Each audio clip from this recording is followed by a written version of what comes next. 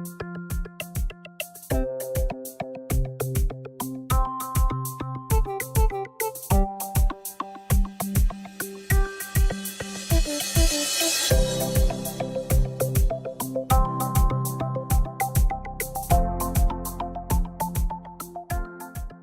can't always depend, or rather think that you're going to explain your vision and people will get it. They just won't.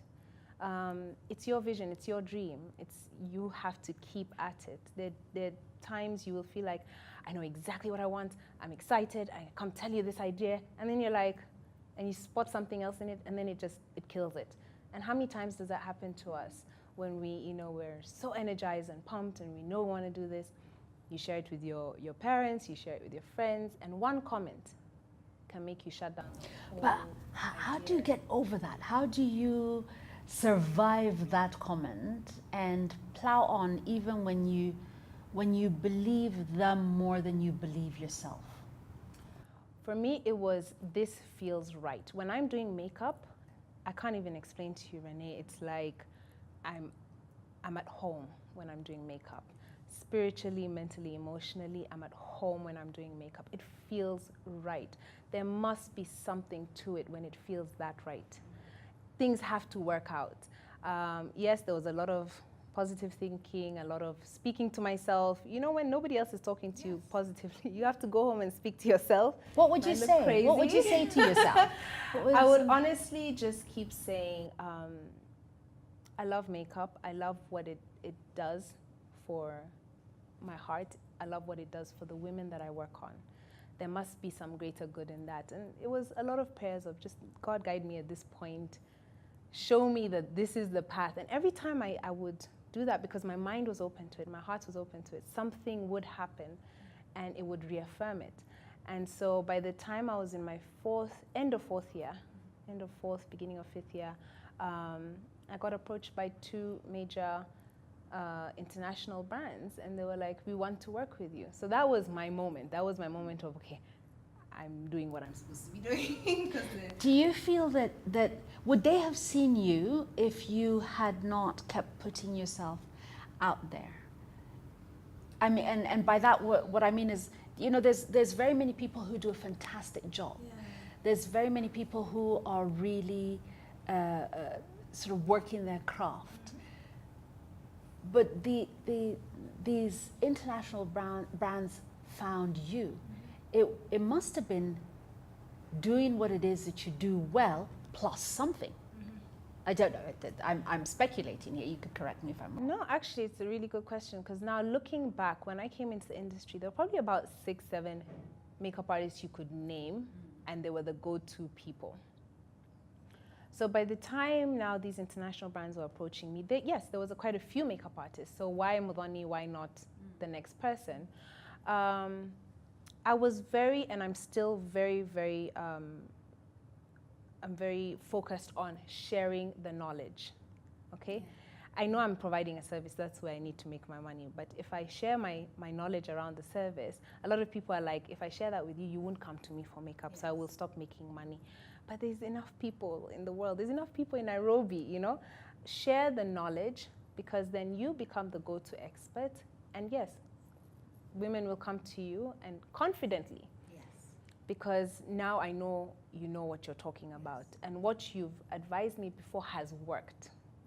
Okay, goosebump moment. I've just got to say this. And I'll tell you why I'm having a goosebump moment, because you have just defined abundance in the workplace, abundance in business. It's like, share the knowledge. You're sharing for the love of sharing. But it comes back to you in this way of you being the go-to person, the expert, the very thing that you are trying to become, by virtue of giving away what it is that you've got. Goosebump. If you clutch onto it like this, yeah, you're not serving anyone. You're not serving yourself, you're not serving others. If you give it and give it freely and openly, you even find yourself growing in other areas. So by the time I went to school in my 3rd year, people asking me, why are you going to school? You already know everything. I said, I don't know everything. I need to keep learning, because I'm giving away so much. I'm continuously handing out the information I know, so I need to keep building on myself. And I think at the end of the day, that's what brands want. When they want to partner with you and work with you, they want somebody who can be articulate, who can speak and advise women, and somebody relatable. Somebody relatable. So a lot of who I am in my life and my son and everything else played into it, you know. They want somebody who they can say, yes, I relate to that woman on a personal level. And I think in Kenya, that's what makes us unique. It's not so much about being so perfect and out there. It's what are your struggles? What have you been through? So there was an aspect of sharing the knowledge with makeup, but also sharing my personal life, which was very scary because naturally I'm an introvert. I know it doesn't come across that way when I tell people, but I'm an actual introvert and I'm very, just like anybody else, you're sensitive about sharing what is personal to you. But I knew that was an element, a key thing that I had to do to really make myself step out and be different. The first 3 years of makeup, I had a website which had no picture of me. It was all my makeup work, that was it. So a lot of people knew the work, they knew the name, but they didn't know the face. So in my end of my 3rd year, beginning of my 4th year, I put my face on my website and I talked about myself because then I felt I had jobs that I could talk about and things that I could talk about that actually build up the person behind it. Did you do it deliberately? Like, was it quite focused that now what my brand next needs is me to show up Yes. within it? You did. It was very intentional. I need to put a face to it. I need to put human being, somebody who's relatable behind it. And within, honestly, it must have been 7 to 8 months of doing that. That's when the brands approached me. Yeah. So you get a call. How did this work? I how got were you 2 approached? calls. Yeah, I got 2 calls and they said, we'd like to meet you. We're interested in working with you. Of course, brands will never tell you what's happening exactly on phone. So I went along to the meetings and the first one, I didn't realize how serious it was until I got there and I was like, wow, okay, something major. And I remember getting home and sitting in the car and literally just breaking down and crying because things are finally making sense. Yes, it's nice to be an artist. Like my folks used to say, you can be all hippie and let's love each other, but it won't pay the bills. It won't.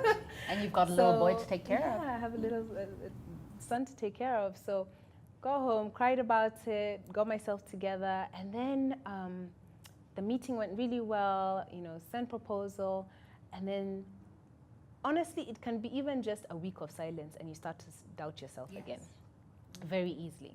So I think it went about 2-3 weeks, and then got in touch again, and there was another meeting. So I said, okay, you know what, it's the process. I know how corporate is. Let's go through it. And then the second brand called me for a meeting, and they moved quickly. They moved very quickly. They were, let's get you on board. Let's see what you can do. Do this. Let's see how that goes. And I remember senior brand manager, the CEO sitting in some of the trainings that I was asked to do. And I was signed within a matter of weeks. Why did I choose to work with that particular brand? One, it was accessible to women, affordable. It's really important. In Kenya, you know, I just felt it was important for me to be able to connect with women across the board. And that's being with a brand that's affordable and accessible. 2, it was very personal. It was the first makeup brand I used when I was 9 years old. Oh, wow. So I felt like it was full circle.